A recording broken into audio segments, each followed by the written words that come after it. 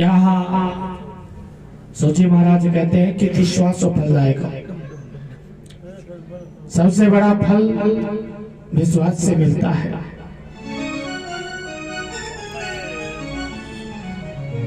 तीसरा प्रश्न पूछा कि भगवान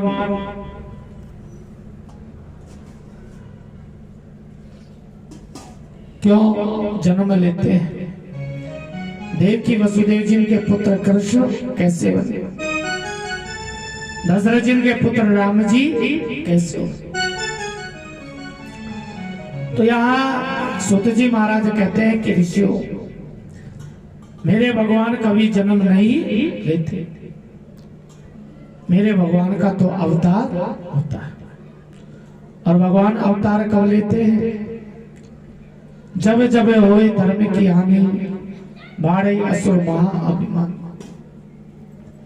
तब तब हरि प्रभु विविध शरीरा, हरि कृपा निधि सज्जन। जब जब धर्म की हानि होती है, अधर्म बढ़ता है, उस समय मेरे भगवान किसी न किसी रूप में अवतार लेते हैं। तो यहाँ भगवान के 24 अवतार बताए हैं। स एवं प्रथम देव कौमारं सर्गम स्थित, चचार दुश्चरम ब्रह्मा ब्रह्माचर्यम में खंडिता। पहला अवतार भगवान ने सनत कुमार के रूप में लिया। ये सनत कुमार ब्रह्मा जी के मानस पुत्र थे 4, सनक सनंदन संतजु, चौथे सनत कुमार ब्रह्मचर्य व्रत में रहे। तो ये प्रथम अवतार, पहला अवतार संत कुमार का होता है। दूसरा 12 अवतार, तीसरा संत नारद जी का, चौथा नर नारायण का, और 5वां कपिल देव भगवान का, छठा दत्तात्रेय अवतार, 7वां यज्ञ अवतार, 8वां ऋषभ देव अवतार, 9वां पृथु अवतार, 10वां मत्स्य अवतार, 11वां कच्छप अवतार, 12वां धन्वंतरी अवतार, 13वां मोहिनी अवतार, 14वां भगवान का नरसिंह अवतार होता है, और 15वां 52 अवतार लेते हैं। 16वां अवतार परशुराम जी महाराज का होता है, 17वां वेद व्यास जी का, 18वां सूर्य वंश में राम अवतार, 19वां बलराम जी का, और 20वां यादव वंश में कृष्ण अवतार होता है। 21वां हरि अवतार, 22वां हंस अवतार, 23वां बुद्ध अवतार भगवान का होता है, और 24वां अवतार भगवान का होगा कल की अवतार। जब घोर कलयुग आ जाएगा, ऐसा कलयुग जब आएगा कि आज तो फिर भी भगवान की कथा को सुनने के लिए 10, 20, 50 माता बहनें आ जाती। आगे ऐसा समय आएगा कि भगवान की नाम पर कोई भी नहीं आएगा, कोई भगवान की कथा नहीं सुनेगा, कोई भगवान की पूजा पाठ नहीं। चारों तरफ अधर्म ही अधर्म, पाप ही पाप, अत्याचार होगा। अपने माता पिता का आदर कोई नहीं करेगा। व्यक्ति की उम्र 20 वर्ष की हो जाएगी, रिश्ते नाते सारे खत्म हो जाएंगे, प्रेम बिल्कुल नहीं होगा। ऐसा जब कलयुग आएगा, कलयुग के आते ही धर्म की मर्यादा, दुष्ट जन गौ और ब्राह्मणों को सताएंगे, जीतों का श्राद्ध करे, पितरों को माने नहीं, साले ग्राम पत्थर गंग नदी का बताए, झूठा कहेंगे शास्त्रों को बार बार, तो फिर कृष्ण कृष्ण कहकर हम किसे बुलाए। ऐसा घोर कलयुग, ऐसा अधर्म जब होगा, उस समय भगवान कल के रूप से अवतार लेंगे और काले घोड़े पे सवार होकर हाथ में नंगी तलवार लेके और सारे पापियों का विनाश करेंगे, सब पापियों का विनाश करेंगे और फिर से सतयुग का प्रारंभ हो जाएगा।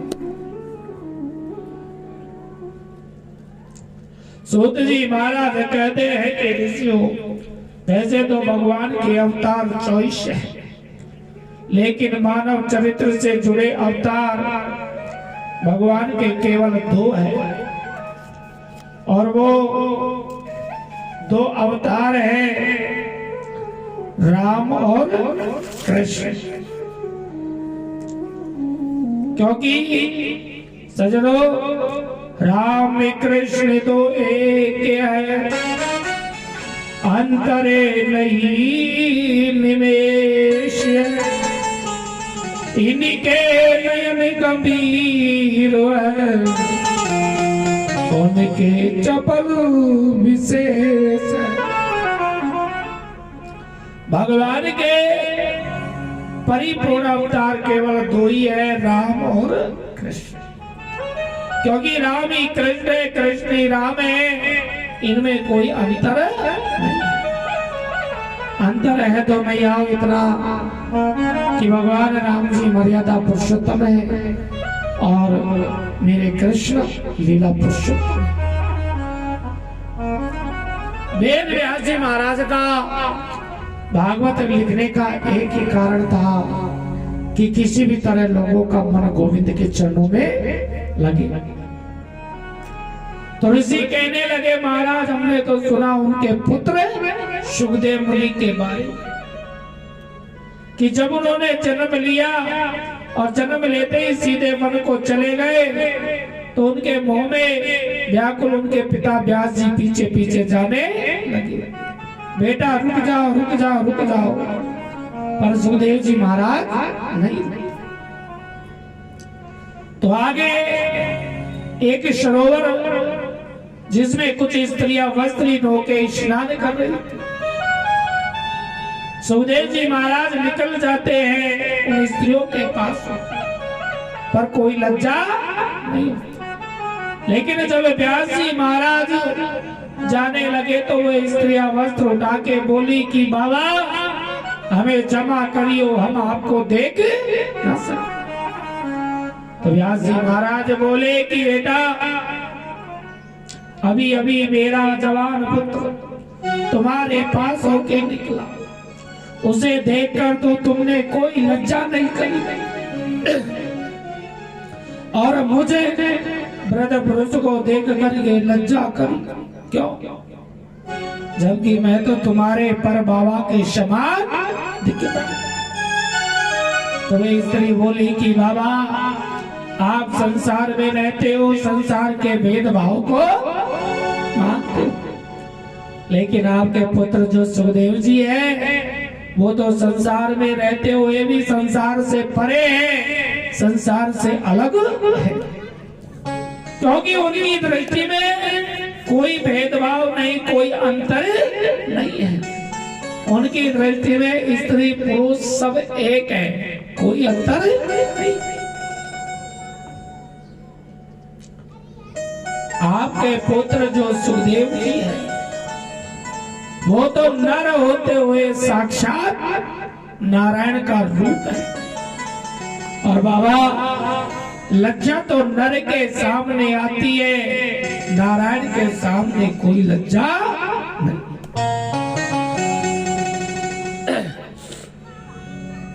आज व्यास जी को मालूम चला कि मेरे पुत्र का ऐसा चरित्र जिसे मैं लौटा करके नहीं ला सका, उन सुखदेव जी महाराज ने ये भागवत कैसे पढ़ी। ये वेद व्यास जी महाराज किसके पुत्र थे? सूत जी महाराज कहते हैं कि ऋषियों, नारायण के पुत्र ब्रह्मा, ब्रह्मा के पुत्र वशिष्ठ, वशिष्ठ के पुत्र शक्ति, शक्ति के पुत्र पाराशर ऋषि और पाराशर ऋषि महाराज के पुत्र वेद व्यास जी। वेद व्यास जी का अवतार जब हुआ तो ये सीधे भगवान का भजन करने के लिए उत्तराखंड बद्री का आश्रम चले जाते। वहां जाकर इन्होंने एक आश्रम बनाया जिसका नाम है संप्रयास आश्रम। उस संप्रयास आश्रम में बैठकर भगवान का भजन करने लगे, समाधि लगाई तो इनके ध्यान में पूरी दुनिया घूमने देखा कि लोगों का जीवन क्या है, खाना पीना सोना हंसना नाचना, बस इसी में लोगों का जीवन बीता जा रहा है। तो व्यास जी ने एक भाग के 3 भाग और कर दिए तो यहाँ 4 वेदों की रचना, ऋग्वेद, यजुर्वेद, सामवेद और अथर्ववेद, 4 वेदों की रचना हो जाती है। 4 वेदों की रचना हुई लेकिन फिर भी मन को शांति नहीं। देव ऋषि नारद जी आए, व्यास जी को उदास देखा और बोले क्या बात है पाराशर नंदन व्यास जी, कैसे तुम उदास हो? बोले नारद जी क्या बताए, मैंने इतने वेदों को लिखा लेकिन मन को शांति नहीं।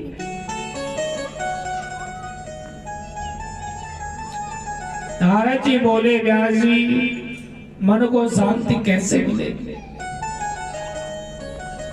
जो राम कृष्ण जैसे परम जैसे भक्त है, जब तक उनके लिए तुम भक्ति की रचना नहीं करोगे, भागवत की रचना नहीं करोगे, तब तक तुम्हारे मन को शांति नहीं। व्यास जी बोले कि नारद जी कुछ और लिखना मेरे बस की बात नहीं, जितना लिखना था सो मैंने लिख दिया, अब तो मुझे बुढ़ापा आ गया, कुछ और लिख सकूं मेरे बस में नहीं। नारद जी बोले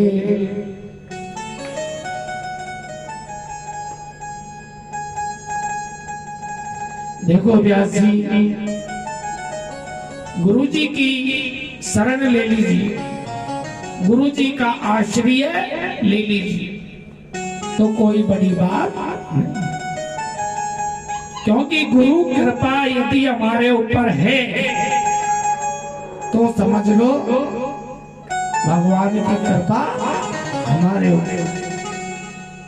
इसलिए गुरु कृपा बहुत जरूरी है, गुरु हमारा बहुत जरूरी है, गुरु जरूर होना चाहिए।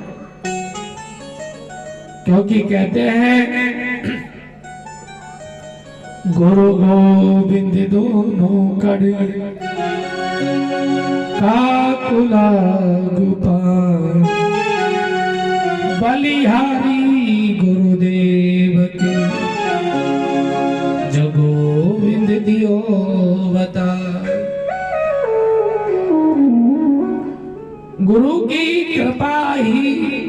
गोविंद का दर्शन कराती है। गुरु के बिना गोविंद कभी नहीं मिलता। इसलिए गुरु हमारा होना चाहिए।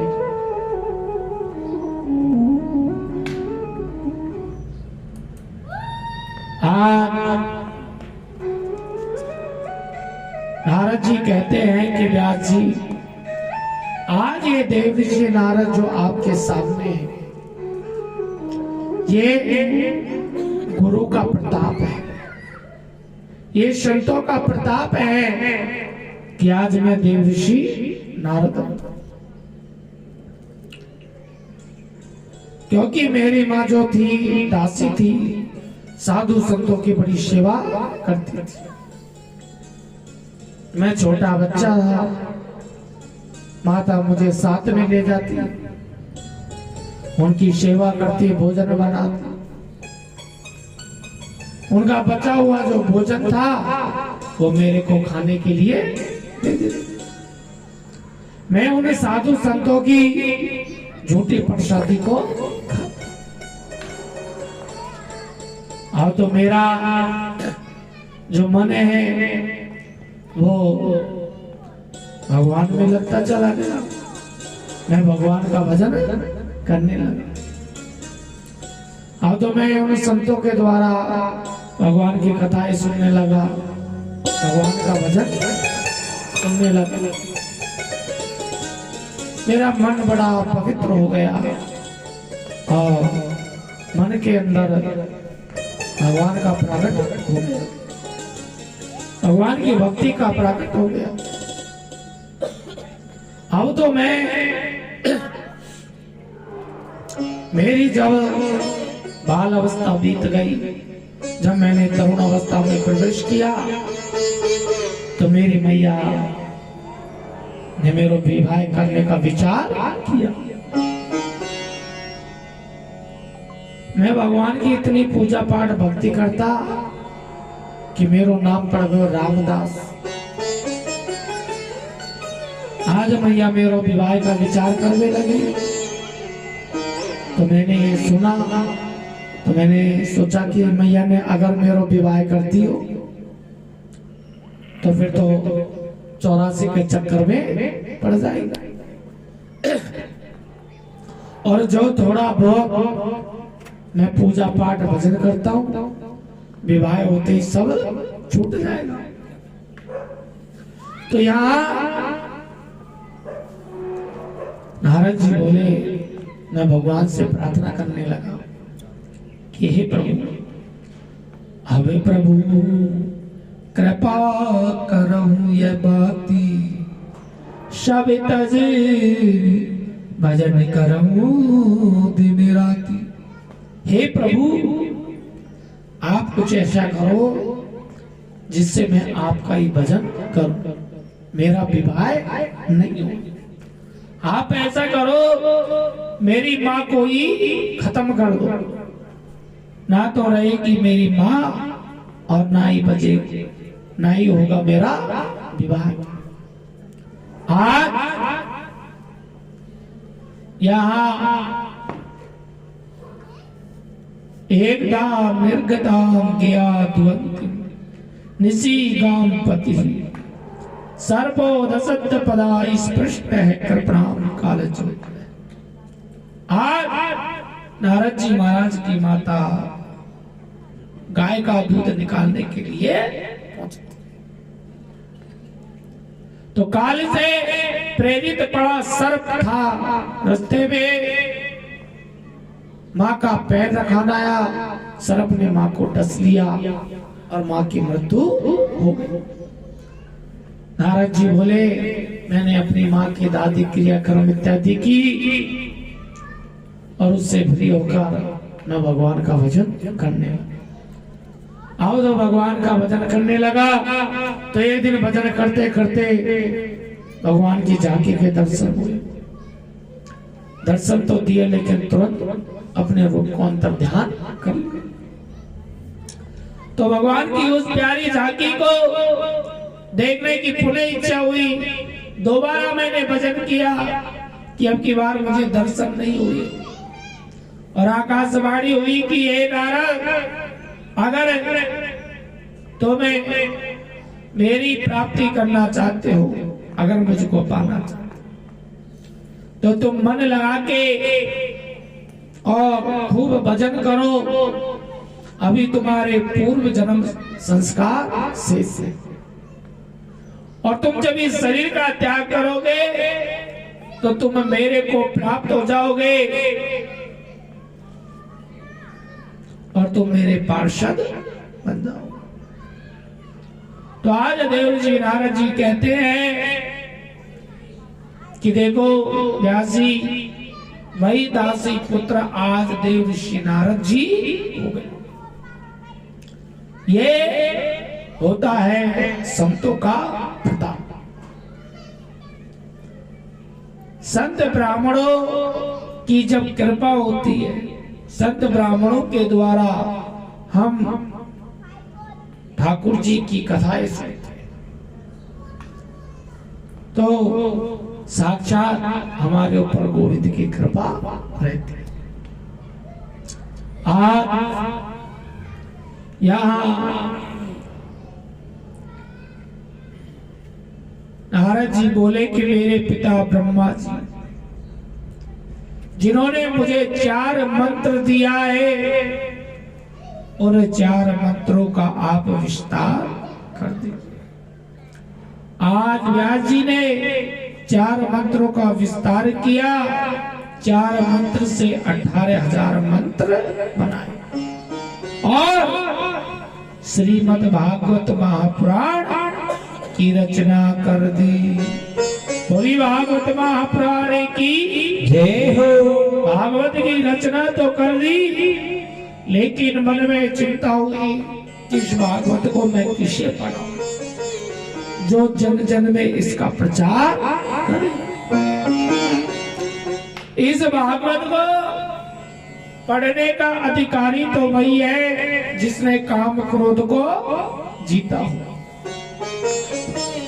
क्योंकि हमारे जीवन के 2 शत्रु है, काम और क्रोध। क्योंकि जहाँ काम क्रोध है वहाँ भगवान का नाम नहीं आता।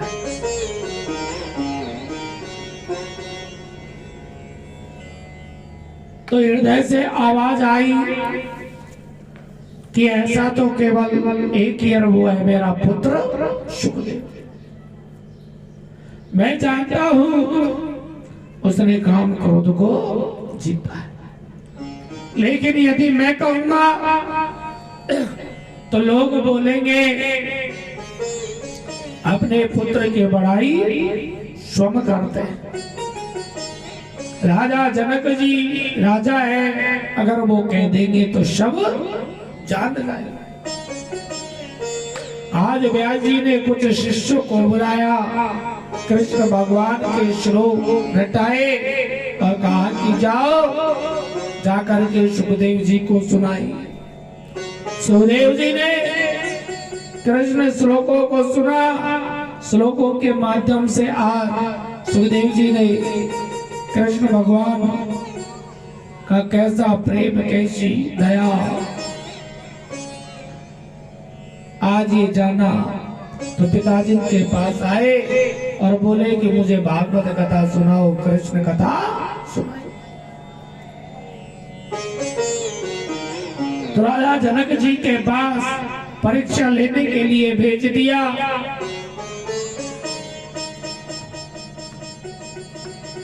सुखदेव जी जनक जी के पास गए, द्वार पे पहुंचे, लेकिन राजा जनक जी ने कहा कि तुम 4-5 दिन द्वार पे ही खड़े रहो, तब जाके हम तुमसे बात करेंगे। 4-5 दिवस हो गए द्वार पे खड़े रहते, लेकिन मन में जरा भी क्रोध नहीं आया। अंदर बुलाया सम्मान के सही, तो बहुत सारी स्त्रियां सुखदेव जी महाराज की सेवा करे। लेकिन इतनी सारी स्त्रियां सेवा कर रही है सुखदेव मुनि महाराज की, पर मन में कोई विकार नहीं आया। तो यार जनक जी ने सबको कहलवा दिया कि सुखदेव जी ने काम को जीता है, क्रोध को जीता है, सबसे कहलवा दिया। सबको मालूम चल गया। अब तो सुखदेव जी आए, पिताजी के चरणों में प्रणाम किया और बोले मुझे कृष्ण कथा सुनाओ, भागवत कथा सुनाओ। आज भागवत कथा सुनकर के मन गदगद हो गया सुखदेव जी महाराज का। सूत जी महाराज कहते हैं कि ऋषियों,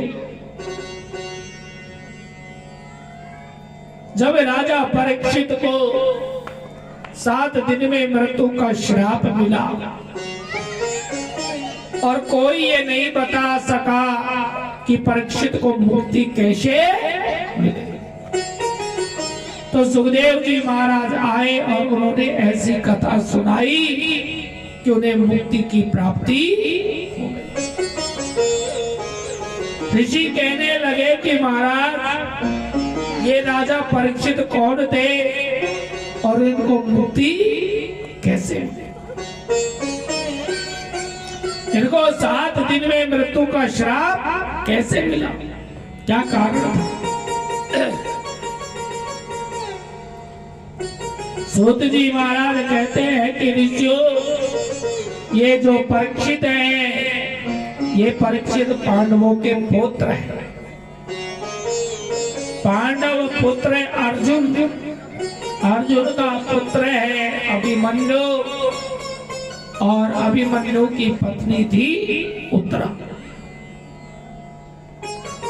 और उत्तरा के गर्भ से जन्म हुआ परीक्षित। जन्म लिया, आलंती पालंती मार के बैठ गया, चारों तरफ देखने लगा। तो युधिष्ठिर महाराज ने व्यास जी से पूछा कि महाराज ये बालक जन्म लेते ही क्या देख रहा है? व्यास जी बोले कि बेटा ये बालक देख रहा है कि जिसने गर्भ में जाकर मेरे प्राणों की रक्षा करी, वो इस भीड़ में कहाँ छुप गया। आज इस बालक को आशीर्वाद देने के लिए सभी लोग आए हैं। आज जब भगवान श्री कृष्ण को मालूम चला है कि मेरी बहन सुभद्रा के घर पुत्र का जन्म हुआ है, तो आज भगवान श्री कृष्ण भी कुर्ता टोपी ख्याल खिलौने ये सब लेकर आ गए हैं। हस्तिनापुर में अब तो इस बालक को सब लोग गोदी में लेके और लाड लड़ा रहे, पर ये बालक उदास रहता, चुप रहता। जैसे ही भगवान आए और आकर इस बालक को गोदी में लिया, तो मेरे गोविंद ने जैसे ही गोदी में लिया तो ये बालक खिलखिला करके जोर जोर से हंसने लगा। बोलो कृष्ण भगवान की। सूत जी महाराज कहते हैं कि ऋषियों, आज ये बालक पहचान गया कि यही है जिसने मेरी माता के गर्भ में जाकर मेरे प्राणों की रक्षा करी थी। जन्म लेते ही और भगवान को पहचानने की परीक्षा करने लगा। इसलिए मेरे गोविंद ने इस बालक का नाम रखा है परीक्षित। अब तो इस बालक का लालन पालन होने लगा। परीक्षित का जब भगवान श्री कृष्ण जी जब अपनी लीला को करके और अपने धाम को चले जाते हैं तो पांडवों की माता कुंती ने देखा कि मेरा गोविंद मुझे छोड़ के चला गया। तो आज दशरथ जी महाराज के वियोग में, दशरथ जी महाराज जब राम जी चले गए तो राम के वियोग में राम राम राम राम कहते हुए अपने प्राणों को त्याग दिया। ऐसे ही आज कृष्ण कृष्ण का स्मरण करके और कृष्ण कृष्ण का स्मरण करते हुए और माता कुंती भी अपने प्राणों का त्याग कर देती है। पांचों पांडवों ने दुखी मन से आज परीक्षित को राज दिया। परीक्षित बोले कि बाबा कहाँ जा रहे हो, मुझे इस राज गद्दी पे बिठा कर। बोले बेटा हम तो जा रहे हैं लेकिन ये राज आज से तुमको करना है। बोले मैं तो अभी बहुत छोटा, मैं राज चलाना क्या जानू, कैसे इस राज की पालना। बोले बेटा जीवन में तुम 3 बात याद रखना। पहली बात तो ये है कि अतिथि का सदा सत्कार करना, और दूसरी बात यह है कि शरण में शत्रु भी आ जाए तो उसको क्षमा कर दे। और तीसरी बात यह है कि आंखों के सामने कभी पाप होते हुए मत देखना। ये 3 बात जिसके जीवन में आ जाए उसका जीवन धन्य हो जाता है, उसके जीवन में कोई कभी नहीं आता। आज परीक्षित का जीवन महान है। परीक्षित राज करते, अब तो परीक्षित का विवाह हुआ। इनकी पत्नी का नाम है इरावती। समय पाके 4 पुत्र हुए, बड़े बड़े पुत्र थे जन्मे।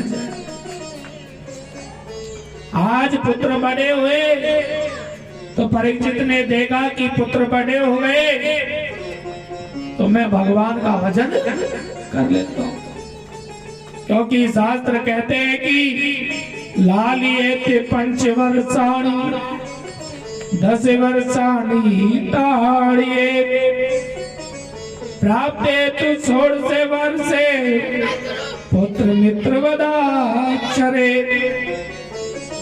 शास्त्र कहते हैं कि 5 वर्ष तक बालक का लालन करो, पालन करो। 10 वर्ष तक उस बालक को अच्छी शिक्षा दीजिए, अच्छा संस्कार दीजिए। लेकिन जब बालक 16 वर्ष का हो जाए, कंधे के बराबर हो जाए, तो फिर उसे मित्र मान करके उसकी सहायता दीजिए, उसे कार्यभार सौंप दीजिए। तो यहाँ आज परीक्षित ने देखा कि मेरे पुत्र बड़े हो गए, राजभार सौंपला दिया, भगवान का भजन करने गए लग जाते। तीर्थों में संतों के आश्रमों में जाते, सेवा करते, भगवान का भजन करते। एक दिन अपने पूर्वजों का नाम सुना और उनके दर्शन करने के लिए पूर्वजों के स्थान पे पहुंचे। तो आज जब पूर्वजों का दर्शन करके अपने राज्य को लौट रहे, तो राजा परीक्षित ने मार्ग में एक दृश्य देखा। क्या कि एक गाय रुदन कर रही थी। एक बैल जिसके 4 पैर है, 3 पैर टूटे हुए। एक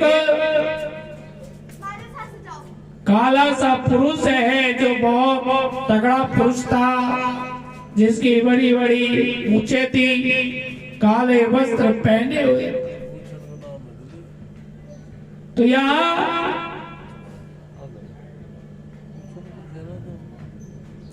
आज जब परीक्षित ने ये दृश्य देखा तो उसे गाय को रोते हुए देखा। तो उस गाय से पूछा कि तुम कौन हो, कैसे तुम रोती हो, तुम्हें क्या दुख है?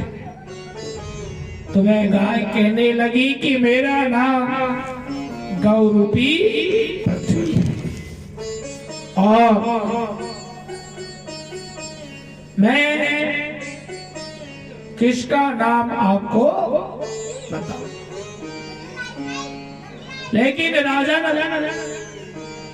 इस पृथ्वी पे जब पुण्य होता है, जब इस पृथ्वी पे धर्म होता है, तो मेरे को बड़ी प्रसन्नता होती। लेकिन आज इस पृथ्वी पे इतना पाप बढ़ गया, लोग इतना अधर्म करने लग गए कि आज ये सब देख करके मैं रोती हूं। परीक्षित ने गौरूपी पृथ्वी को समझाया और कहा कि तुम रुदन मत करो, धीरज रखो, तुम्हारे मन को भी प्रसन्नता मिलेगी। आगे बैल के पास पहुंचे और वहां से बोले कि भैया आप कौन हो? तो बैल कहने लगा कि राजन मेरा नाम है धर्म। बोले तुम्हारे 3 पैर किसने तोड़े?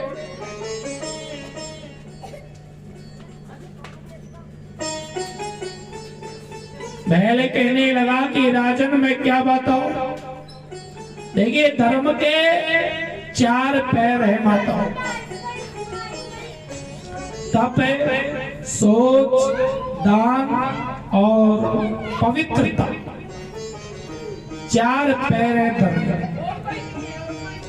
लेकिन धर्म के 3 पैर तोड़ दिए, केवल 1 पैर बचा है, वो है दान। तप, पहले मैयाओं लोग कितना तप करते थे, कितनी पूजा पाठ भक्ति करते थे। पहले लोग 10-10 घंटे बैठ के भगवान की कथा सुनते थे, एक बार भी नहीं उठते, एक बार भी नहीं जाते थे। और आज 3 घंटे कथा होती है भगवान की, वहां में भी 10 बार खड़े होके जाएंगे। तप शक्ति जो है हमारी खत्म होती जा रही है। पहले लोग 2-2, 4-4 घंटे बैठ के माला का जाप करते, और आज 10 मिनट भी बड़ा मुश्किल है।